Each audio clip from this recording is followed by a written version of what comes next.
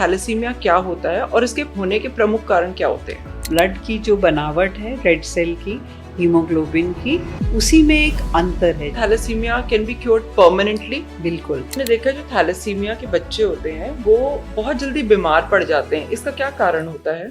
किसी भी तरह से एनीमिक रहेंगे तो वो ज़रूर जल्दी बीमार पड़ते हैं। साइलेंट थैलेसीमिया कैरियर कौन होता है? पेरेंट्स की जब टेस्टिंग भी करी, फिर भी हम उसमें थैलेसीमिया कैरियर स्टेट को पकड़ नहीं पाए कि थैलेसीमिया को अगर आप कांटों का ताज बना के सर पे पहन के घूमेंगे तो इसके बोझ तले दब जाएंगे। पाँव की जूती बना के चलेंगे तो बहुत दूर तक चले जाएंगे।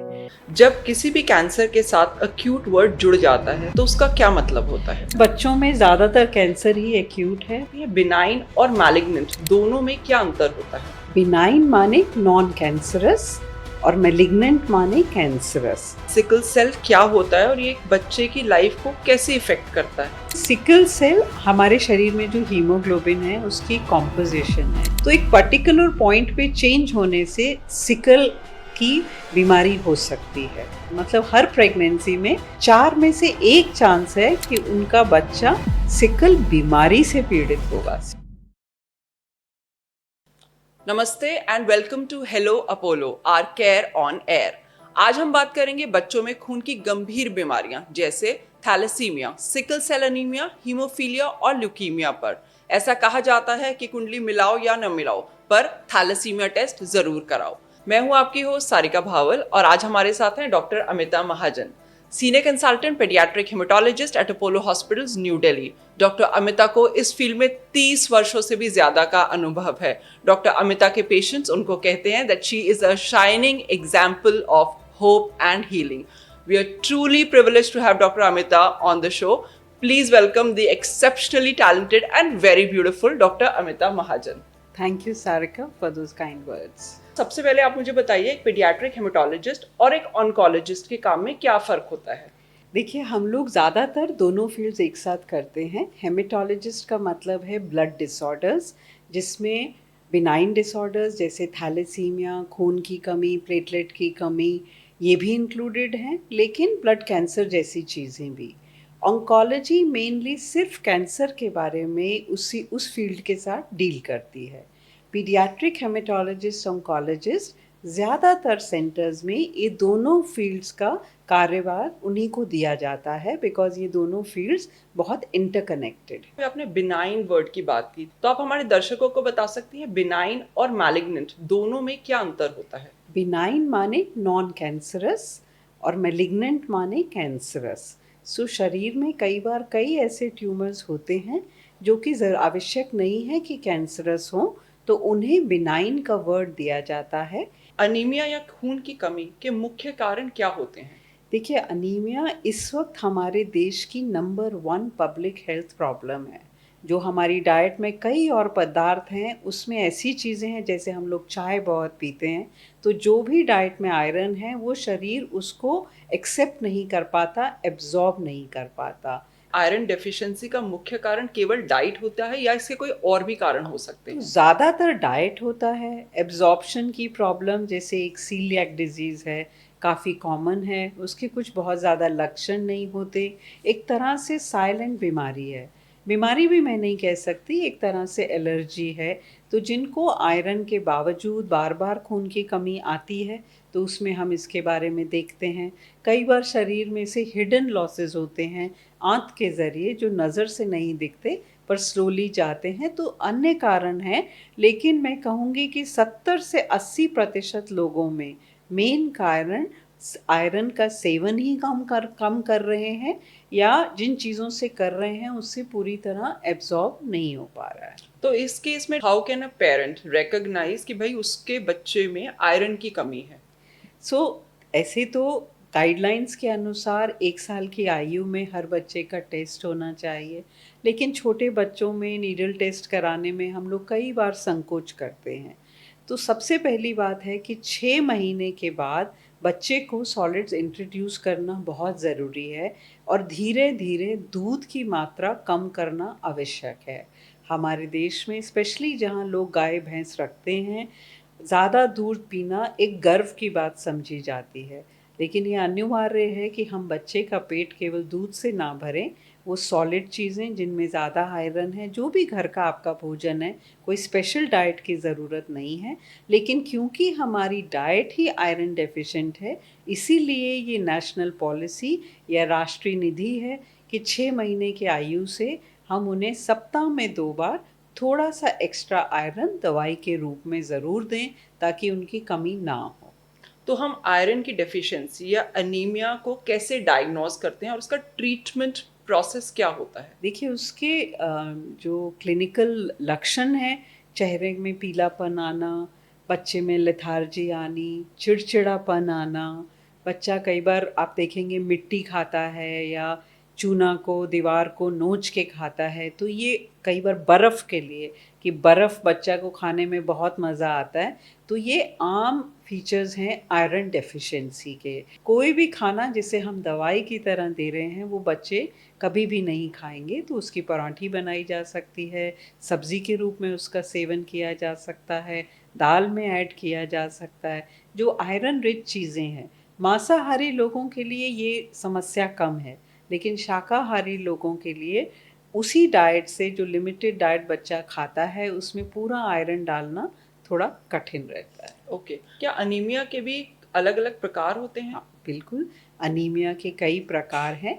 आयरन डेफिशिएंसी कॉमनेस्ट कारण है, लेकिन कई बार इसको हम बोलते हैं मेगलोब्लास्टिक एनीमिया, जो कुछ और खून बनने के लिए 3 प्रमुख न्यूट्रिएंट्स की ज़रूरत होती है, iron, folic acid, B12, thalassaemia, sickle cell thalassaemia, trait absorption problems या कहीं से खून लूज़ हो रहा है। अभी आपने बात किया कि लोगों को लूज स्टूल्स जब होते हैं तो स्टूल्स में लोगों को ब्लड आता है, तो ये कॉन्स्टिपेशन भी एक कारण हो सकता है देखिए लो आयरन का? कॉन्स्टिपेशन से नीचे एक फिशर या ऐसे घाव सा बन जाता है, उससे बहुत ब्लड लॉस नहीं होता।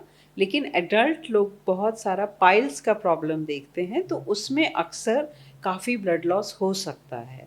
लेकिन छोटे बच्चों में जनरली बहुत सिवियर कब्ज़ होने के बाद ही पाइल्स की प्रॉब्लम होती है, पर इंडिया में एडल्ट पॉपुलेशन में ये काफ़ी प्रॉब्लम है, तो उसके साथ वहाँ से लूज़ हो सकता है। ओके, अनीमिया के वर्स्ट सिम्टम्स क्या होते हैं? सांस फूलने लगेगा, सीढ़ियाँ चलना मुश्किल होता जाएगा, फटीग, हार्ट फेलियर में भी बच्चा या एडल्ट दोनों जा सकते हैं। आयरन की टैबलेट से बॉडी में कितना एब्जॉर्प्शन हो पाता है, क्योंकि बहुत लोगों को उससे कॉन्स्टिपेशन की भी प्रॉब्लम हो जाती है। आयरन की एब्जॉर्प्शन टैबलेट में से 5 से 10% के करीब ही आयरन हम ले पाते हैं।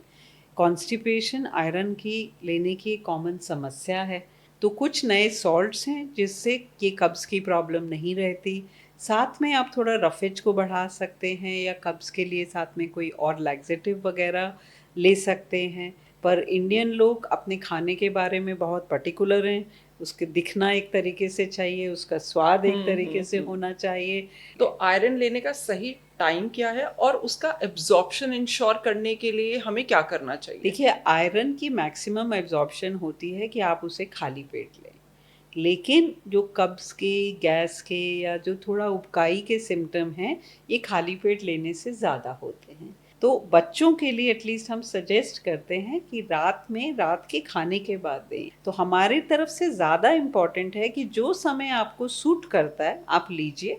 खाने से पहले लेने से एब्जॉर्प्शन ज़रूर ज़्यादा होती है, लेकिन गैस, कब्ज़ या उबकाई के सिम्टम्स भी ज़्यादा होते हैं। बच्चे बहुत अच्छे से टॉलरेट कर पाते हैं, एडल्ट्स को कॉन्स्टिपेशन के लिए अगर ऐसा दिक्कत रहती है तो वो साथ में उसके लिए कुछ और ले सकते हैं। हमने बहुत बच्चों को, छोटे बच्चों को देखा कि दीवार को रेतते हैं, फिर उस दीवार को से निकाल के सीमेंट या मिट्टी खाते हैं, बर्फ खाते हैं कच्ची। क्या वो भी एक साइन है? बिल्कुल एक्सट्रीम साइन है, ये पाइका इसे हम बोलते हैं। प्रेग्नेंट विमेन, आपने देखा होगा गांव में बहुत कॉमन है कि वो चूना उतार के खाती हैं। बच्चे भी मिट्टी खाना या दीवार से ये खाना या किसी और चीज़ को मुंह में डालना, खास तौर पे बर्फ़ पे, ये आयरन का एक अनोखा तो ये सीवियर सिम्टम है। ये सीवियर सीवियर अनीमिया। आयरन हाँ, लेकिन हाँ, और जैसे ही इनके शरीर में आयरन पर्याप्त मात्रा में तो पहुंचता वो है, क्रेविंग वो खत्म हो जाती क्रेविंग है। बिल्कुल अपने आप से खत्म हो जाती है। ओके, हमने लोगों को ये भी कहते हुए सुना है कि अगर आप लोहे की कढ़ाई में खाना बनाएंगे तो उससे भी आयरन आपकी बॉडी में जाएगा। देखिए इसमें वो कितनी सच्चाई है? ये इसमें झूठ तो नहीं है, लेकिन वो मात्रा केवल बहुत ही कम है। In men what is the benchmark, in women what is the benchmark, और छोटे बच्चों में इसका क्या बेंचमार्क या आइडल हीमोग्लोबिन लेवल्स कितने होने चाहिए? देखिए, एनीमिया की परिभाषा है बच्चों में 11 से कम अगर आपका हीमोग्लोबिन है, तो ये उसकी परिभाषा है। एडल्ट मेन में 12 साढ़े 12 के ऊपर होना चाहिए, एडल्ट विमेन में भी 11.5 के ऊपर होना चाहिए। लेकिन हमारे देश में क्योंकि ज़्यादातर बच्चे और एडल्ट्स, खासकर adult females, specially most women जिनको हम बोलते हैं रिप्रोडक्टिव एज ग्रुप की 18 से लेकर 40 साल के आयु तक, ये विमेन ज़्यादातर क्योंकि महामारी के लॉसेस की वजह से इनमें भी आयरन की बहुत कमी रहती है। हाँ doctor Amita, why are women more prone to iron deficiency और एनीमिया? जो इनको ऑनगोइंग लॉसेस होते हैं उसमें, उसके बाद जब वुमेन प्रेग्नेंट होती हैं, जो बच्चा जब पैदा होता है तो कम से कम 6 महीने के लिए, पूरी प्रेगनेंसी के लिए, और उसके बाद 6 महीने तक, क्योंकि सॉलिड 6 महीने के बाद शुरू होगा, वो माँ से वो आयरन को लेके आता है। तो उसमें वो जो शरीर से निकला आयरन और जो हर महीने माहवारी में लूज़ होता है उसमें, और आपने भी देखा होगा कि इंडियन फैमिली में मोस्ट फैमिलीज़ में mother is the last one to ईट।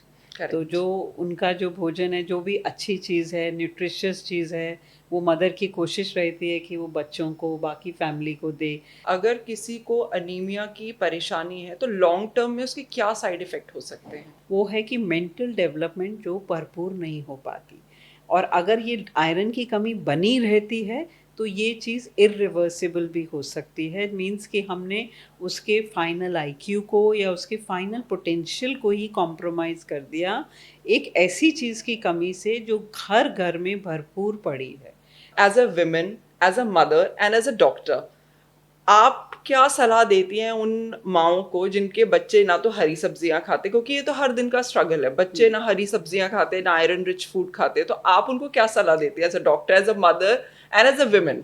आज की डेट में एक यंग मदर होना बहुत ही कठिन चीज़ है, क्योंकि बच्चों के पास इतनी चॉइसेस हैं जंक फूड की या चीज़ों की, कि हमारा कंपटीशन अब पड़ोस की मम्मी से या उसके स्कूल के फ्रेंड की मम्मी से नहीं है, हम अब स्विगी और जोमेटो से compete कर रहे हैं। तो हमें अपने खाने को कैसे हम न्यूट्रिशियस भी रखें, अट्रैक्टिव भी बनाएं, और बच्चों घर में ऐसा माहौल बनाएं। तो मेरी सजेशन ये है कि क्लेवर आइडियाज़ सोचिए कि बच्चे क्या खाना पसंद करते हैं, उसकी प्रेजेंटेशन के ऊपर फोकस कीजिए और उनको एंगेज कीजिए मेन्यू बनाने में। जो दूध के ऊपर हमारी ओवर डिपेंडेंस है उसको हम कम करें। तो जो दूध के ऊपर ओवर डिपेंडेंस की आप बात करते हैं, तो जब बच्चा पैदा होता है और 6 महीने तक, हमारे तो घरों में और स्पेशली इंडियन फैमिलीज में बोला जाता है कि बच्चों को दूध ही पिलाओ, 6 तो क्या महीने तक केवल दूध ही देना चाहिए, पर कुछ केवल भी और माँ का नहीं। दूध देना चाहिए? एक्सक्लूसिव ब्रेस्ट फीडिंग ही बिल्कुल इसमें सबसे अच्छी चीज़ है। किसी वजह से अगर वो नहीं पॉसिबल है तो ऊपर से दूध दिया जा सकता है जो बच्चों के लिए है। फर्स्ट 6 मंथ्स में एक्सक्लूसिव ब्रेस्ट फीडिंग, कोई और पानी, कोई और चीज़ ना दी जाए। 6 महीने के बाद दूध बच्चे के लिए काफ़ी नहीं है तो सॉलिड्स इंट्रोड्यूस करे जाएं। अगर टॉप फीड की ज़रूरत है तो दी जा सकती है, लेकिन 1 साल की आयु के बाद दिन में 2 कप से ज़्यादा बच्चे को दूध पीने से वो उसके पेट में सॉलिड की जगह ही नहीं बचती। और बहुत लोग ये भी बोलते हैं कि गाय का दूध ज्यादा अच्छा होता है, भैंस का दूध ज्यादा अच्छा होता है, ये कंपटीशन इसमें और ये ज़्यादा कुछ बात फ़र्क, हमेशा हाँ, चलती है, तो इसमें कौन सा ज़्यादा दूध बेहतर सो रहता है? ऐसा इंडिया में माना जाता है कि गाय का दूध इजी है डाइजेस्ट करने के लिए, तो cows milk generally prefer, formula वगैरह जो बनते हैं वो काऊ मिल्क से ही बने जाते हैं, जो आम तौर पे आपको मिलता है। उसमें बहुत ज़्यादा हम लोग ऐसा डिफरेंस नहीं मानते हैं। ओके, मैं चाहूंगी आप हमारे दर्शकों को बताइए कि सिकल सेल क्या होता है और ये एक बच्चे की लाइफ को कैसे इफेक्ट करता है? देखिए, सिकल सेल हमारे शरीर में जो हीमोग्लोबिन है उसकी कॉम्पोजिशन है, एक अनोखा मॉलिक्यूल है और उसका एक आकार है। कई उस आकार में कहीं भी अंतर होने से ये हीमोग्लोबिन वेरिएंट्स हम इनको बोलते हैं। तो एक पर्टिकुलर पॉइंट पे चेंज होने से सिकल की बीमारी हो सकती है। सिकल कैरियर जो हैं उनमें हीमोग्लोबिन के 2 जीन्स होते हैं, उसमें केवल एक जीन में अंतर आया तो सिकल कैरियर को कोई परेशानी महसूस नहीं होती, वो अच्छा फील करते हैं, उन्हें हम बीमार या मरीज़ नहीं मानते। जिनकी दोनों जीन्स में ये अंतर आ गया, उन्हें सिकल सेल डिजीज़ या सिकल सेल एनीमिया उन कहते हैं कि हम वो उससे पीड़ित हैं। उसमें जो दो उसकी दो प्रमुख जो मैनिफेस्टेशंस हैं, एक कि जो हीमोग्लोबिन है वो सिकल की शेप में, आप सिकल समझते हैं जो इस तरीके से उसका आकार बन जाता है, तो उसका ब्लड में प्रवाह होने में थोड़ी छोटी जगह पे पहुंचने में दिक्कत आती है। इसलिए उन टिश्यूज़ को अगर ब्लड सप्लाई नहीं मिलती तो वहाँ पे पेनफुल एपिसोड्स हो सकते हैं। तो एक उसकी मैनिफेस्टेशन है कि दर्द से बच्चा कराहना शुरू कर देता है, वो शरीर के किसी भी हिस्से में हो सकता है और उसके बाद उस हिस्से को उससे बार बार होने से हानि भी होती है। उसकी दूसरी मैनिफेस्टेशन है कि ये अलग शेप होने के कारण ब्लड की टूटने की प्रवृत्ति थोड़ी ज़्यादा रहती है, तो उन्हें खून की कमी भी रह सकती है। तो ये दो इसके प्रमुख कारण हैं। भारत में प्रति वर्ष 40,000 के करीब नए बच्चे सिकल से पीड़ित होते हैं। इसके लिए सिंपल ट्रीटमेंट है और इससे बचाव भी किया जा सकता है अगर पहले हम प्रेगनेंसी में टेस्ट करें तो। इस और ये एक जेनेटिक बीमारी है, मतलब दोनों माता पिता अगर सिकल कैरियर हैं तभी बच्चे को ये बीमारी होने की संभावना है। तो ऐसी सिकल और इससे मिलती जुलती बीमारियों के बारे में सभी नवयुवक और नवयुवती को थोड़ा ज्ञान होना चाहिए, ताकि आने वाले समय में जो वो संतान उनको होने वाली है वो ऐसी किसी बीमारियों से पीड़ित ना रहे, जिसके लिए फिर उन्हें अनेकों संघर्ष का सामना करना पड़े। तो डॉक्टर अमिता, ये सिकल सेल कैसे होता है? वही चीज़ है कि सिकल कैरियर बिल्कुल स्वस्थ होते हैं, उन्हें कि ब्लड टेस्ट ना करें तो वो कभी जान भी नहीं पाएंगे कि वो कैरियर हैं। अगर वो जानते हैं और एक नवयुवक नवयुवती जो अब एक बंधन में बंध रहे हैं और संतान कर रहे हैं, अगर दोनों कैरियर हैं, क्योंकि एक बच्चे की बनावट में एक जीन मदर से आता है और एक जीन फादर से, तो अगर दोनों से वो बदला हुआ जीन आता है तो बच्चा मरीज हो सकता है। मतलब हर प्रेगनेंसी में 4 में से 1 चांस है कि उनका बच्चा सिकल बीमारी से पीड़ित होगा। सिकल कैरियर होने में कोई परेशानी सो इसका नहीं मतलब है अगर फादर सिकल सेल कैरियर है और मदर भी मदर भी सिकल, तो बच्चे के चांसेस हैं दैट 25% 25%। Each pregnancy. ओके, और मान लीजिए सिर्फ मदर इज अ कैरियर, अगर father is not a carrier. हाँ, तो उन्हें कोई परेशानी नहीं है, किसी जांच की और ज़रूरत ओके, नहीं। कुछ ऐसे आप सिम्टम्स बताइए जिसको देखकर समझ आए कि हाँ, इस बच्चे को सिकल सेल डिजीज है। सबसे पहला सिम्टम है, कुछ महीनों का ही बच्चा है लेकिन उसके जॉइंट्स में स्वेलिंग आ सकती है, क्योंकि यहाँ उंगलियों तक ब्लड का प्रवाह प्रॉपर नहीं हो रहा। छोटी ही आयु में बार बार निमोनिया अगर होता है या उनको कोई और इन्फेक्शंस होते हैं, क्योंकि सिकल की बीमारी में इन्फेक्शन से लड़ने में भी कुछ कमी रहती है, तो ये इसके अर्लीस्ट सिम्टम्स हैं। थोड़ा बड़ा होने पे वो अलग जगह से किसी बोन में दर्द बता सकते हैं, पेट में दर्द बता सकते हैं, चेस्ट में दर्द बता सकते हैं, और साथ में ही कभी कभार खून की कमी भी, उन्हें एनीमिया हो सकता है। जी, तो आप सिकल सेल को बच्चों में कैसे मैनेज करते हैं? उसके ट्रीटमेंट ऑप्शंस क्या होते हैं? सिकल की जो सबसे इजी ऑप्शन है और हम कई वर्षों से उसे यूज़ कर रहे हैं, सबसे पहले इनको मदर पेरेंट्स को समझना है, इनके लक्षणों को समझना है और इनको कंफर्ट, हीमोग्लोबिन भी ठीक रहे और ये दर्द के हानिकारक एपिसोड्स ना हो, इसके लिए बच्चों को 9 महीने की आयु से ही एक दवाई है हाइड्रोक्सी यूरिया, Okay. उस पे हम लोग शुरू करते हैं और बच्चे इससे, मतलब मैं कहूँगी 80 to 90% प्रोटेक्शन उन्हें मिल जाती है Okay. सिकल के हानिकारक इफेक्ट से। Okay. साथ में उनको कुछ एक्स्ट्रा फोलिक एसिड दिया जा सकता है ताकि खून बनाने में उन्हें कोई परेशानी नहीं आए। उनको हमें ज़रूर देखना है कि सारे वैक्सीन उन्हें समय पे मिलें, ख़ास तौर पे निमोनिया के बचाव के लिए, क्योंकि इनको निमोनिया का रिस्क ज़्यादा होता है। तो what is the life expectancy of someone who has sickle cell disease? अगर सिकल सेल को हम अच्छे से मैनेज करते हैं तो नियर नॉर्मल एक्सपेक्टेंसी हो सकती है। सिकल की बीमारी क्योरेबल भी है, उसके लिए बोन मैरो ट्रांसप्लांट एक सफल ऑप्शन है आज की डेट में। क्या सिकल सेल को प्रिवेंट भी किया जा सकता है? प्रिवेंट करने का तरीका यही है कि अगर दोनों पेरेंट्स कैरियर हैं तो जब बच्चा पेट में है तो वो जांच करवा सकते हैं कि बच्चा सिकल से प्रभावित है कि नहीं, और उसके बाद एक एजुकेटेड इन्फॉर्म डिसीजन ले सकते हैं कि हम उसको आगे कैसे देखना है। आपके पास ऐसे बहुत पेशेंट आते हो जो होंगे जिनको सिकल सेल एनीमिया होगा, ऐसे बच्चों के मेजर चैलेंजेस या उनकी फैमिली के क्या मेजर चैलेंजेस होते हैं? देखिए, सबसे पहले एक यंग कपल को जब बताता जाता है कि कोई भी उन्हें लाइफ लॉन्ग प्रॉब्लम है, आज की डेट में हम सब लोग बहुत, फैमिलीज़ आर स्मॉल, बच्चे कम हैं, तो पेरेंट्स को इस बात का बहुत दुख होता है और कई बार एक गिल्ट भी फील होता है कि ये हमारी वजह से बच्चे को हुआ है। इसमें उनका कोई दोष नहीं, ये शरीर की बनावट है। तो जो बिगेस्ट चैलेंज है टू एक्सेप्ट कि हमें इसके साथ डील करना है ज़िंदगी भर, या फिर बोन मैरो ट्रांसप्लांट जैसे एक बड़े इलाज की तरफ हमें जाना है जो बच्चों को ज़्यादा सिम्टम्स हैं। तो acceptance is the biggest challenge.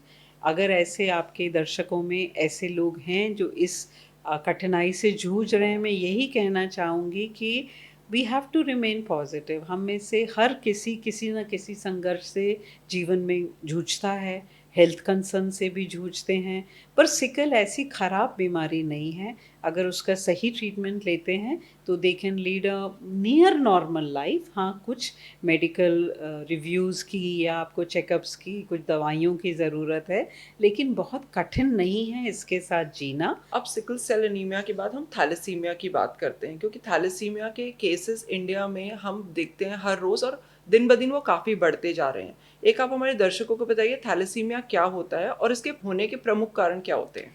देखिए, थैलेसीमिया भी इसी तरह ब्लड की जो बनावट है, रेड सेल की, हीमोग्लोबिन की, उसी में एक अंतर है। जिस तरह सिकल में एक दूसरी तरह का अंतर है, थैलेसीमिया में इस बनावट में एक डिफरेंट तरह का अंतर है। ये बीमारी भी जेनेटिक है, मतलब अगर माता पिता कैरियर हैं, इंडिया में औसतन 3 से 5% लोग इसके कैरियर हैं। वो बिल्कुल नॉर्मल फ़ील करते हैं, अनलेस कि उनका ब्लड टेस्ट हो, वो कभी जान भी नहीं पाएँगे कि वो थैलेसीमिया कैरियर है। तो अगर 2 थैलेसीमिया कैरियर फिर से एक बंधन में बंधे हैं और संतान करते हैं, तो हर प्रेगनेंसी में 25% या 4 में से 1 चांस है कि उनकी संतान को थैलेसीमिया रोग होगा। थैलेसीमिया कैरियर होना कोई रोग नहीं है, वो हेल्दी नॉर्मल इंडिविजुअल हैं।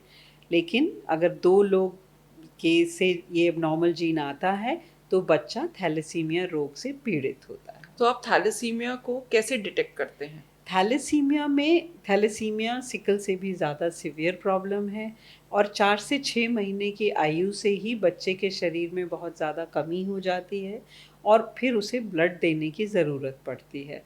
शुरुआत में लगभग हर महीने, क्योंकि उनका जो ब्लड है सिकल की तरह वो भी टूटता जाता है, लेकिन इसकी टूटने की जो गति है वो सिकल से भी ज़्यादा है। तो इन बच्चों को 6 महीने की आयु से ही औसतन हर महीने ब्लड ट्रांसफ्यूजन की ज़रूरत पड़ती है। तो थैलेसीमिया और sickle cell anaemia are they same, या ये कैसे रिलेटेड होते ये हैं? दोनों हीमोग्लोबिन डिसऑर्डर्स हैं। इनको हमारी भाषा में हीमोग्लोबिनोपैथीज़ या हीमोग्लोबिन की कोई पैथोलॉजी है, ऐसा ये है। तो क्या नॉर्मल ब्लड टेस्ट थैलेसीमिया को डिटेक्ट कर सकते हमें थोड़ा ब्लड टेस्ट को थोड़ा ध्यान से देखना पड़ता है, तो उसमें हम लोग समझ सकते हैं कि शायद ऐसा हो। लेकिन कई थैलेसीमिया कैरियर, उनको साथ में आयरन डेफिशिएंसी भी होती है, तो उसमें पकड़ने में मुश्किल आ सकती है। तो इसीलिए इसका एक टेस्ट होता है एचपीएलसी। सभी अच्छी लैब इस टेस्ट को करती हैं, बहुत ही लो कॉस्ट टेस्ट है। तो हमारी तो यही ज़रूर सुझाव रहेगा कि हर नवयुवक नवयुवती जब शादी के बंधन में बंध रहे हैं या एटलीस्ट जब संतान की प्लानिंग कर रहे हैं, तो जो आप बाकी टेस्ट कराते हैं उसके साथ ये टेस्ट को ज़रूर कराएं। हैं? तो आपने भी बोला कि कुछ राज्यों में ये ज़्यादा इसके केसेस होते हैं, क्या उसका कोई कारण है? नहीं, वो ये जीन की बीमारियां हैं, तो एक बिरादरी में जैसे ज़्यादातर ओके, शादी उसी कम्युनिटी में, एक ओके। कम्युनिटी में होती है। अभी भी हमारे देश में ज़्यादातर शादियां अपनी ही कम्युनिटी में होती हैं, तो जी। जीन पूल वही है। तो अच्छा। इससे किसी एक तरह से एक एरिया में और उस बिरादरी में ये जीन की प्रेवलेंस ज़्यादा है, ओके। इसीलिए वहाँ इसका उसके वहाँ के माहौल से या एनवायरनमेंट से कोई ताल्लुक नहीं। ओके, इसका मतलब जैसे हम फर्स्ट कजिन्स में शादी करते हैं या सेकंड कजिन्स में तो शादी करते हैं ये तो ऐसी बीमारियों, जेनेटिक बीमारियों की चांसेस जैसे थैलेसीमिया और सिकल सेल। थैलेसीमिया और ओके, तो ये बताइए, अगर किसी बच्चे को थैलेसीमिया डिटेक्ट हो जाता है तो उसको लॉन्ग टर्म केयर, मतलब उसको किस तरह की लॉन्ग टर्म केयर हमें देनी पड़ती देखिए, है? थैलेसीमिया की लॉन्ग टर्म केयर भी, उसमें क्योंकि ब्लड की ज़रूरत है, तो शुरुआत से ही हर महीने उनको ब्लड मिलना चाहिए। Safe blood, adequately tested blood और वॉलेंटरली डोनेटेड ब्लड कि कहीं किसी अच्छे ब्लड बैंक से आप जुड़ें, जहाँ से आपको जो गवर्नमेंट के रूल्स रेगुलेशंस के अनुसार पूरी तरह से टेस्टेड ब्लड मिले। बार बार ब्लड चढ़ने से लगभग 1-1.5 साल की आयु तक इसमें शरीर में कुछ लोहे की मात्रा ज़्यादा हो जाती है, क्योंकि ब्लड में आयरन होता है। तो उस आयु से फिर हमें कुछ दवाई देनी पड़ती है जो शरीर से इस एक्स्ट्रा आयरन को निकालती रहे और उसे लिवर, हार्ट ऐसे इम्पॉर्टेंट ऑर्गन्स में जमा ना होने दे। पर सबसे बड़ा जो मतलब इसमें मैनेजमेंट में जो रोल है, अगेन वही रोल है कि इसको स्वीकार करें, उसको उसमें होप के साथ, ऑप्टिमिज्म के साथ ट्रीट करें। थैलेसीमिया को भी जड़ से ख़त्म किया जा सकता है बोन मैरो ट्रांसप्लांट के साथ, जो आज की डेट में इंडिया में कई सेंटर्स में अवेलेबल है और उसके खर्चे के लिए भी सरकार से बहुत बड़ी मात्रा की सहायता अवेलेबल है अनेकों हॉस्पिटल में। जीन थेरेपी भी अभी इसके लिए लाइसेंस हो गई है, हमारे देश में आज की डेट में उपलब्ध नहीं है, लेकिन हम ज़रूर अपेक्षा करते हैं कि आने वाले समय में हमारे पेशेंट्स को, हमारे कम्युनिटी को भी ये ट्रीटमेंट का भी लाभ ज़रूर मिल पाएगा। अभी आपने थैलेसीमिया के क्योर के बारे में बात किया, तो क्या thalassaemia can be cured permanently? बिल्कुल, अगर थैलेसीमिया में बोन मैरो ट्रांसप्लांट सफल होता है तो वो 100% क्योरेबल है। आप बीमारी से पूरी तरह आपका निवारण हो सकता है। ओके। जीन थेरेपी एक दूसरा तरीका है इसके साथ लड़ने के लिए। अभी आपने बात की थैलेसीमिया मेजर और थैलेसीमिया माइनर, आप हमें बताइए दोनों में क्या फ़र्क होता है? थैलेसीमिया माइनर कैरियर के लिए दूसरा वर्ड है। हम लोग चाहते हैं कि ये वर्ड ज़्यादा ना यूज़ हो, क्योंकि माइनर भी कहीं न कहीं ऐसा संकेत देता है कि आपको कोई माइनर डिज़ीज़ है। आप सिर्फ़ कैरियर हैं एक जीन के, तो माइनर कोई बीमारी नहीं है। थैलेसीमिया मेजर में आपके दोनों जीन्स प्रभावित हैं। आपको ये खून की कमी रहती है, खून चढ़ने की ज़रूरत रहती है, तो थैलेसीमिया मेजर डिज़ीज़ है। और हमने एक बार खून चढ़वा लिया, मतलब हमने ब्लड हमने ट्रांसफ्यूज़ करा के अपनी बॉडी में ले लिया, तो उसके बाद क्या हमारा हीमोग्लोबिन मेंटेन हो जाता है? तो इसीलिए आपके जो रेगुलर थैलेसीमिया मेजर के बच्चों को ट्रांसफ्यूजन, हमारा जो गोल रहता है कि एक अच्छी ग्रोथ होने के लिए, मेंटल एंड फिजिकल डेवलपमेंट के लिए हीमोग्लोबिन को 9 के ऊपर रखना ज़रूरी है। तो उनकी जो ट्रांसफ्यूजन की फ्रीक्वेंसी है वो उसी हिसाब से प्लान करी जाती है, ताकि वो बिल्कुल एक नॉर्मल हीमोग्लोबिन के लिए फील करें। मेडिकली आप किसी को थैलेसीमिया मेजर या थैलेसीमिया माइनर कब मानते हैं? वो उसके जो टेस्ट होते हैं उसके अनुसार ब्लड टेस्ट में हम ये डिटेक्ट कर पाते हैं। ओके। माइनर का हीमोग्लोबिन नॉर्मल भी हो सकता है, थोड़ा लो भी हो सकता है, लेकिन उन्हें कभी ब्लड की आवश्यकता या और कोई बीमारी नहीं होगी। मेजर का हीमोग्लोबिन अगर हम ब्लड नहीं चढ़ाएंगे तो जल्द ही 4-6 ग्राम तक पहुंच जाता है ओके। और उनको ब्लड की ज़रूरत लगातार बनी रहती है। ओके। साइलेंट थैलेसीमिया कैरियर कौन होता है? सो साइलेंट थैलेसीमिया कैरियर एक रेयर सिचुएशन है कि पेरेंट्स की जब टेस्टिंग भी करी, फिर भी हम उसमें थैलेसीमिया कैरियर स्टेट को पकड़ नहीं पाए, तो वो उसे हम साइलेंट थैलेसीमिया कैरियर होते हैं। हमने देखा जो थैलेसीमिया के बच्चे होते हैं वो बहुत जल्दी बीमार पड़ जाते हैं, इसका क्या कारण होता है? देखिए, अगर हम उनका हीमोग्लोबिन की कमी रहेगी या हम्म। किसी भी तरह से एनीमिक रहेंगे तो वो ज़रूर जल्दी बीमार पड़ते हैं, लेकिन वेल मैनेज थैलेसीमिक बिल्कुल एक हेल्दी नॉर्मल बच्चे की तरह जीते हैं। ओके। सो थैलेसीमिक बच्चों के लिए सबसे अच्छी डाइट कौन सी होती है? नॉर्मल डाइट हम चाहते हैं कि जब वो हॉस्पिटल से ब्लड चढ़ा के निकल गए, डेली उन्हें कुछ दवाई खानी होती है, उसमें मेरे हिसाब से औसतन 2 मिनट लगते हैं, तो 24 घंटे में वो केवल 2 मिनट के लिए अपने आप को थैलेसीमिक समझें। बाकी पूरे दिन वो normal life, normal food, normal activity सब कुछ कर सकें। Okay. Which vitamin deficiency causes thalassaemia? Vitamin deficiency से थैलेसीमिया का कोई कोई कारण लेना नहीं देना है। नहीं। आप तो पिछले 30 वर्षों से थैलेसीमिक बच्चों को देख रही हैं, आप उनको होप कैसे देती हैं कि वो अपनी ज़िंदगी एक अच्छे से एक स्वस्थ बच्चे की तरह बिताएं? मेरे अनुसार आज की डेट में जो एक थैलेसीमिया पेशेंट है, उसे डॉक्टर के जितना ही थैलेसीमिया के बारे में पता है, क्योंकि वो बच्चे इतने सोशली मीडिया देखते जी। हैं, बहुत अवेयर हैं। तो as a physician, as their doctor, मेरा मेन रोल ही उनको केवल होप और ऑप्टिमिज्म देना है। और उसके लिए सबसे ज़्यादा, क्योंकि थैलेसीमिया बच्चे हमारे यूनिट में जब आते हैं तो अपने जो दूसरे पेशेंट्स हैं जो बड़े हैं उनसे, और वो हर वर्ष कुछ नया मुकाम हासिल कर रहे हैं। इसी वर्ष मेरे 2 पेशेंट्स मेडिकल कॉलेज में जॉइन करे हैं, 2 लोग इंजीनियरिंग में, एक लॉ स्कूल में, एक यंग पेशेंट की शादी हुई है, एक और यंग लड़की माँ बनी है। तो ये माइलस्टोन्स जब वो अपने से बड़े थैलेसीमिक्स को अचीव करते हुए देखते हैं, जी। तो यही उनके लिए प्रेरणा का स्रोत है। एक थैलेसीमिक को पूरे अपनी लाइफ में शायद 5,000 डोनर्स ब्लड देते हैं। तो 5,000 लोगों का आशीर्वाद आपके साथ है, पूरी मेडिकल कम्युनिटी आपके साथ है, इतनी एनजीओज़ और गवर्नमेंट आपके साथ है, आप कहाँ अकेले हैं। आपने बताया कि एक इंडिविजुअल जिसको थैलेसीमिया होता है उसको 5,000 बार ब्लड ट्रांसफ्यूजन की ज़रूरत होती कई है। बार बड़े बच्चों को एक साथ 1 महीने में ही 4 लोगों की, 4 डोनर्स की ज़रूरत है। तो ये ब्लड कैसे मैनेज होता है? बिकॉज़ फैमिली में से तो इतना ब्लड नहीं आ सकता है, तो ये ब्लड सो डोनेशन इन कैसे फैक्ट होता है? गवर्नमेंट ने ये पॉलिसी या लॉ बनाया है कि थैलेसीमिया फैमिलीज़ को हम ब्लड के डोनर्स लाने के लिए नहीं कह सकते, क्योंकि ये उनके लिए संभव नहीं है। जी। जो वॉलंटरी डोनेशन वो कराते हैं, वो हमें बहुत, उसके लिए हम ग्रेटफुल हैं। लेकिन उनके तो जो भी थैलेसीमिया यूनिट्स हैं, वो इसी एक्टिविटी में कार्यरत रहते हैं कि वॉलंटरी डोनेशन हो सके। तो हर वो बच्चा या हर वो इंसान जिसको थैलेसीमिया है, तो उसको ब्लड ट्रांसफ्यूजन कराना ही पड़ता है? कुछ ऐसे बच्चे हैं जो थैलेसीमिया इंटरमीडिया हम कहते हैं, जी। कि उनके शरीर में कुछ और जीन्स हैं जो थैलेसीमिया की सीवियरिटी को कम कर रही जी। हैं। तो वो कुछ टैबलेट से हम उन्हें बिना ट्रांसफ्यूजन के भी मैनेज कर सकते हैं। क्या बच्चों में और जो एडल्ट हो जाते हैं, उनमें ब्लड की रिक्वायरमेंट में डिफरेंट होती है? जैसे उनके वेट बढ़ता जाएगा वैसे उनकी रिक्वायरमेंट बढ़ती जाती है। ओके। आप बताइए कि जो ब्लड ट्रांसफ्यूजन आप करते हैं, उसके साइड इफ़ेक्ट्स क्या होते हैं? तो ब्लड अगर एडिक्वेटली सेफली टेस्टेड नहीं है, तो उससे कुछ इन्फेक्शन जैसे हेपेटाइटिस बी, सी, इनका ट्रांसमिशन हो सकता है। तो ओके। सबसे बड़ा साइड इफ़ेक्ट तो यही है। कभी कभी शरीर में कुछ एंटीबॉडीज़ बन जाती हैं उसके अगेंस्ट, तो वो भी एक समस्या का विषय बन सकता है। ओके।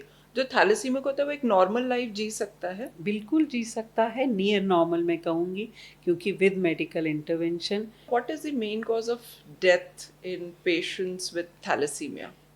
जो मेन कॉज अभी भी वही बने रहते हैं कि अगर हम शरीर से आयरन या एक्स्ट्रा लोहा जो इकट्ठा होता जा रहा है, उसको हम पर पूरे तरीके से निकाल नहीं पाते हैं, तो वो लिवर या हार्ट में जम जाता है, और एक पर्टिकुलर टाइम के बाद फिर लिवर या हार्ट जो है वो जवाब दे देता है। आपने बहुत बार पॉडकास्ट में बात की जीन थेरेपी के बारे में। आप प्लीज़ हमारे दर्शकों को बताइए ये जीन थेरेपी क्या है और ये एक नया ट्रीटमेंट फॉर थैलेसेमिक्स कैसे माना जा रहा है?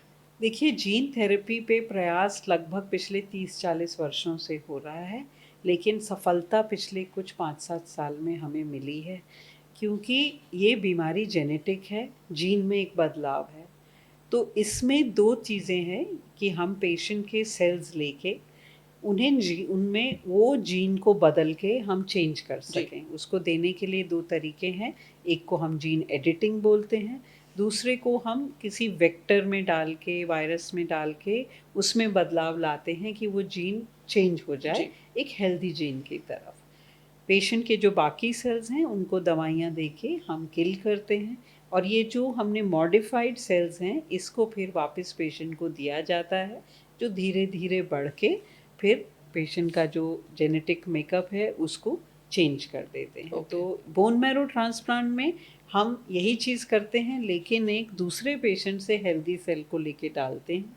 जीन थेरेपी में हम यही सेल पेशेंट से लेके उनको बदलाव करके वापस उनको डालते हैं और उनके बाकी सेल्स को ख़त्म करके।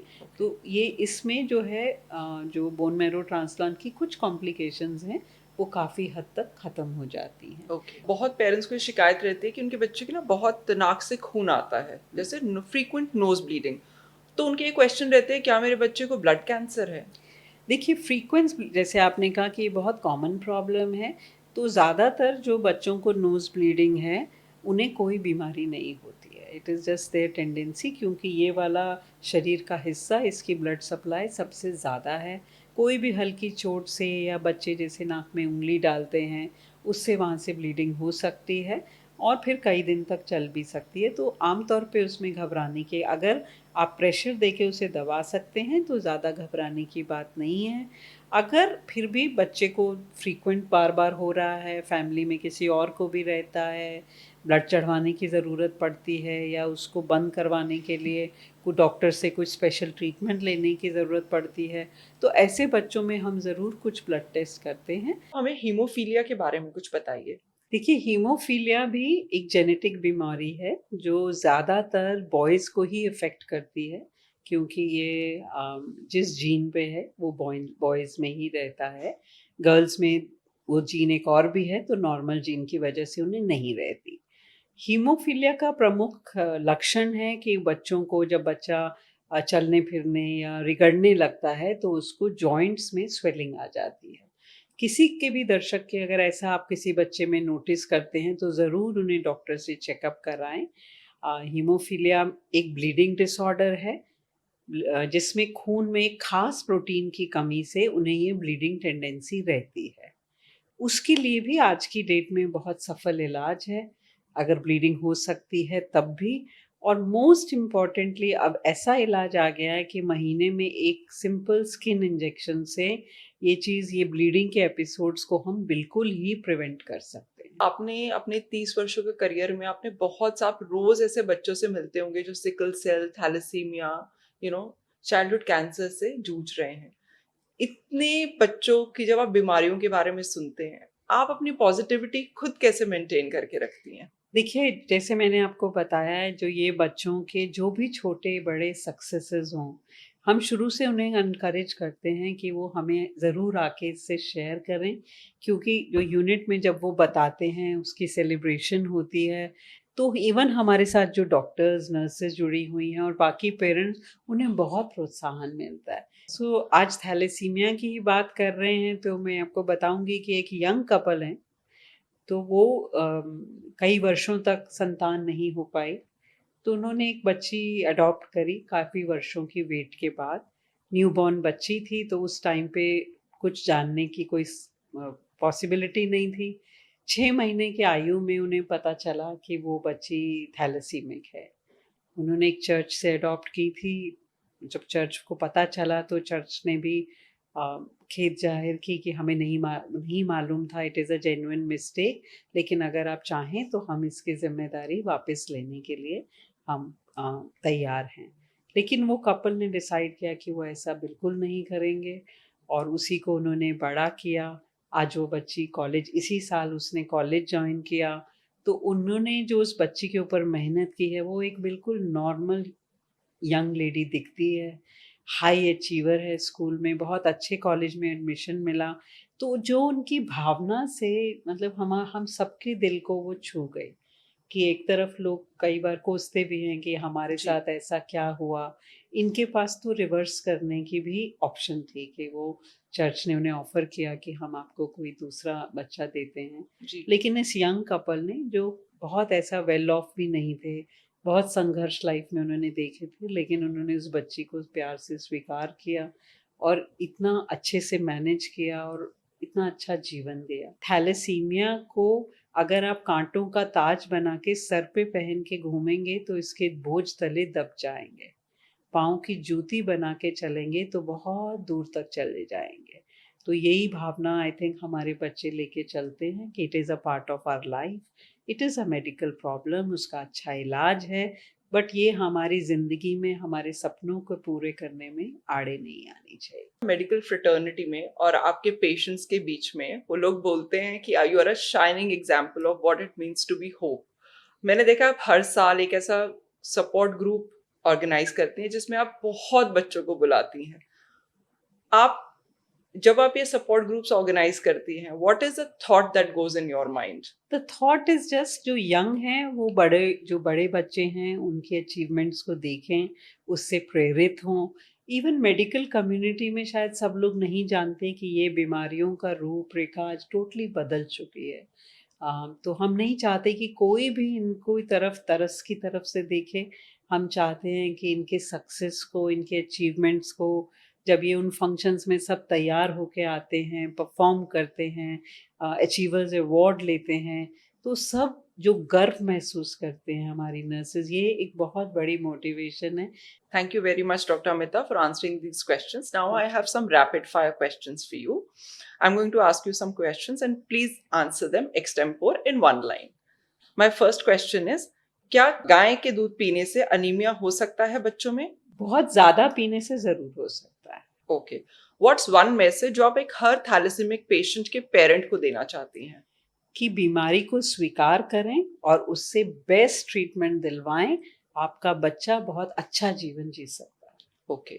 What advances in pediatric hematology excite you the most right now? जो मैं कहूँगी थैलेसीमिया के वर्ल्ड में, ट्रांसप्लांट में और जीन थेरेपी में जो एडवांसेस हैं, और बाकी जो हेमेटोलॉजी वर्ल्ड में ये टारगेटेड थेरेपी और इम्यूनोथेरेपी आई हैं, ये रेवोल्यूशनरी हैं, ये ट्रांसफॉर्मेशनल हैं। हीमोफीलिया में जो बचाव के इलाज हैं, तो हमारे फील्ड में इतनी ट्रांसफॉर्मेशनल, जिससे लाइफ बदल जाती है, ऐसे पिछले 10 सालों में जो इलाज आए हैं, this is a very exciting time to be in our field. Okay. जब किसी भी कैंसर के साथ अक्यूट वर्ड जुड़ जाता है तो उसका क्या मतलब होता है? कैंसर बच्चों में ज़्यादातर कैंसर ही एक्यूट है, बहुत जल्दी शुरू होता है। क्रॉनिक कैंसर्स बच्चों में नहीं होते, वो एल्डरली या एडल्ट लोगों की प्रॉब्लम है। ओके। कौन सा वो कॉमन मिथ है जो आप अक्सर बच्चों के ब्लड डिसऑर्डर्स के बारे में सुनती हैं? यही कि कोई भी थैलेसीमिया है, हीमोफीलिया है, सिकल है, तो ये बेचारा अब कैसे इससे जूझेगा या कैसे उसे करेगा। मुझे तो लगता है कि कोई ऐसी परेशानी gives them hunger to achieve more, gives fire in their belly कि हम बहुत दूर तक जाएं, और इसका अगर वो यूज़ करें इस मोटिवेशन का, तो ये बच्चे दूसरे बच्चों से भी ज़्यादा सफल हो सकते हैं। ओके। क्या बीएमटी कराने के बाद भी थैलेसीमिया की प्रॉब्लम दोबारा हो सकती है? बहुत कम बच्चों में वापस आ सकती है, जिसे हम डिलेड रिजेक्शन कहते हैं, लेकिन ज़्यादातर बच्चों में अगर हमारा पेशेंट सिलेक्शन सही है, डोनर उपयुक्त है, तो इलाज की सफलता की संभावना बहुत ज़्यादा है। ओके। मैंने कई वीडियोस में देखा है, लोग बोलते हैं कुंडली मिलाओ मत मिलाओ पर थैलेसीमिया टेस्ट जरूर कराओ, ऐसा क्यों? इसीलिए कि अगर आप दोनों कैरियर हैं, ऐसा नहीं है कि दो कैरियर आपस में विवाह ना करें, खाली अर्ली प्रेगनेंसी में वो बच्चे की जांच ज़रूर कराएं। जो अनबॉर्न बेबी है, उसकी जांच बहुत इजीली सक्सेसफुली की जा सकती है, बहुत एक्सपेंसिव नहीं है, उसके लिए भी हेल्प है, ताकि वो जान सकें कि उनका जो बच्चा है पेट में, वो इस थैलेसीमिया रोग से तो प्रभावित नहीं है। Okay. Mandatory test that one should do before marriage? मैं मैंडेटरी तो नहीं कहूँगी, लेकिन हाँ, अगर आप जानते हैं तो आप, या आपका टेस्ट बहुत सारे किसी कैंप में ही हुआ, तो आप उसे ज़रूर याद रखें, ताकि आप अपने पार्टनर का टेस्ट करवा सकें। बस यही कहूँ। ओके। बच्चों में सबसे मुश्किल कैंसर किसे माना जाता है? आज की डेट में जो सबसे डिफ़िकल्ट हमें ट्रीट करने के लिए कैंसर है, वो न्यूरोब्लास्टोमा बीमारी है। Okay, alright. कौन सा ब्लड डिजीज ऐसा है जिसका कोई क्योर नहीं है? ऐसी बीमारी मैं नहीं कहूँगी। क्योर, ट्रीटमेंट ज़रूर है। क्योर का मकसद होता है जड़ से ख़त्म करना, जी। तो कुछ बीमारियां शायद हम जड़ से ना ख़त्म कर पाएँ, लेकिन सभी के लिए बहुत अच्छी मैनेजमेंट है, मैनेजमेंट के लिए बहुत सहायता है। ओके। अगर किसी पेशेंट को आपने बोला है कि उनका सर्वाइवल रेट 10 साल है, तो क्या इसका मतलब है कि वो पेशेंट सिर्फ 10 साल ही जिएगा? ऐसे वर्ड्स हम नहीं यूज़ करते कैंसर के संदर्भ में। जी। अगर आप 5 साल डायग्नोसिस के बाद कैंसर से मुक्त हैं, तो आप आजीवन कैंसर से मुक्त रहेंगे, इसकी संभावना बहुत ज़्यादा है। ओके। और थैलेसीमिया के संदर्भ में तो जितना अच्छा आप मैनेज करेंगे, वैसा आप जीवन पाएंगे। Okay. Which all symptoms mimic blood disorders? जैसे आपने बोला नक्सीर बार बार आना, तो आप उसे ब्लीडिंग डिसऑर्डर का शक हो सकता है। टीबी की बीमारी है तो कई बार उसमें कैंसर का शक हो सकता है, क्योंकि कई सिम्टम्स, बुखार आना, कमज़ोरी आना, वज़न गिरना, गांठें बनना, ये उससे कर सकता है। आईटीपी बीमारी है जिसमें शरीर में नील पड़ते हैं, वो भी ब्लड कैंसर को मिमिक कर सकती है। तो ऐसे कई मिमिकर्स हैं जिसमें हम बट मतलब हमें ब्लड कैंसर के संदर्भ में या किसी भी कैंसर के संदर्भ में हम कहते हैं कि अगर आपको कोई भी लक्षण है, बुखार होना, भूख ना लगना, कोई गांठ दिखना, पेट की स्वेलिंग होनी, और वो 15 दिन में या तो ठीक नहीं होता या उसका कोई और डायग्नोसिस नहीं बनता, तो डॉक्टर और पेरेंट दोनों को कैंसर के बारे में सोचना शुरू करना चाहिए। Okay, 5 symptoms of anaemia.